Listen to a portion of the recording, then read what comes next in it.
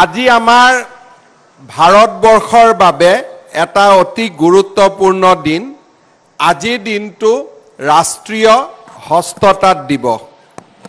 এই ৰাষ্ট্ৰীয় হস্ততাঁত দিৱসৰ দিনাখনেই আমি বোকাখাতত প্ৰায় 56 কোটি টকা খৰচ কৰি এটা ইণ্টিগ্ৰেটেড হেণ্ডলুম ডেভেলপমেণ্ট চেণ্টাৰ এটা কৰিব খুজিছোঁ, য'ত নেকি মানুহে আমাৰ বোৱনীসকলে কাপোৰ বৈ থাকিব, কাপোৰ কালাৰ কৰিব, পলুৰ পৰা তেওঁলোকে সূতা কাটিব, এই গোটেইবিলাক বিক্ৰী কৰিবৰ কাৰণে খুব ধুনীয়া এটা বিপণন কেন্দ্ৰ থাকিব।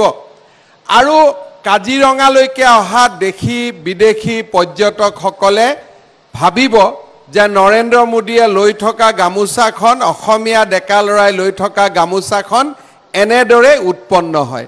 আজিৰ দিনটোত মই এই সুন্দৰ অনুষ্ঠানটোৰ বাবে বোকাখাতবাসী ৰাইজক বহুত বহুত ধন্যবাদ আৰু অভিনন্দন জনাইছোঁ। হস্ততাঁতৰ লগত অসমৰ সম্পৰ্ক বহুদিনীয়া পুৰণি।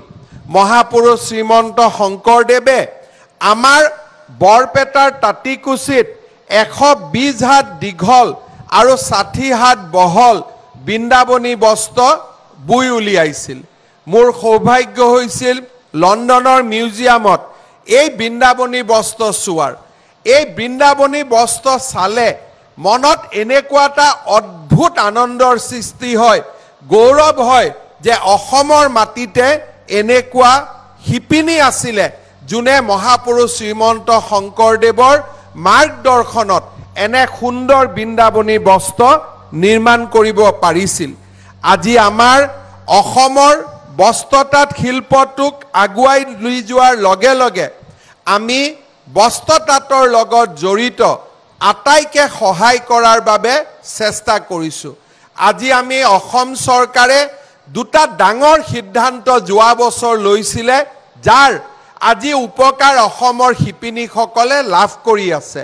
এটা হ'ল যে আমাৰ গামোচাখনক নকল কৰি ভাৰতৰ বিভিন্ন স্থানত পাৱাৰ লুমত গামোচা বৈছিলে আৰু অসমলৈ বিক্ৰীৰ বাবে আহিছিলে।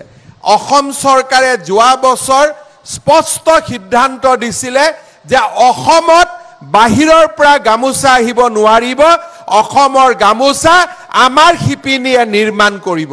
যোৱা বছৰ বহাগ বিহু